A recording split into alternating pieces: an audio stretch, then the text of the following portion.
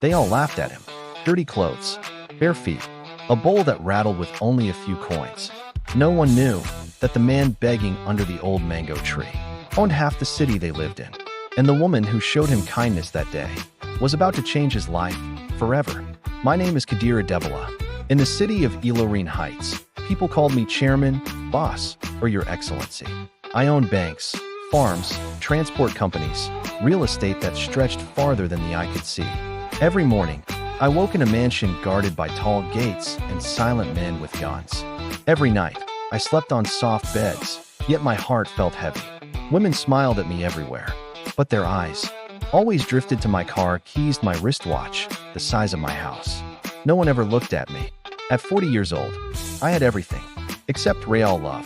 One evening, during a business dinner, I watched a young waiter share his food with an old cleaner. They laughed together, like brothers. That simple moment shook me. I asked myself a dangerous question. If I lost everything today, who would still care about me? The answer scared me. That night, I made a decision no one would believe. I would disappear. I would dress like a poor beggar.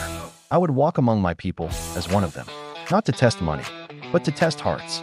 I left my mansion before sunrise. No guards, no driver, just me. I wore torn clothes, rubbed dust on my skin, and carried an old bowl I bought from a roadside seller. I became Baba K. By noon, I sat near the busy market road. People passed me like I didn't exist. Some insulted me, some avoided me, some threw coins without looking. Then, I saw her. Her name was Zainab. She sold roasted groundnuts by the roadside.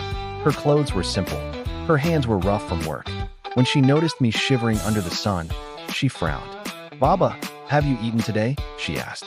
I shook my head. She didn't hesitate. She poured half of her food into my bowl. "Eat," she said softly.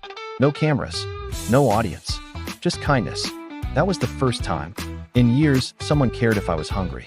I returned to that spot every day. Zainab spoke to me like I mattered. She told me about her dreams, how she wanted a small shop, how she cared for her sick mother. When people mocked me, she defended me. When rain fell, she shared her umbrella. She never asked my past.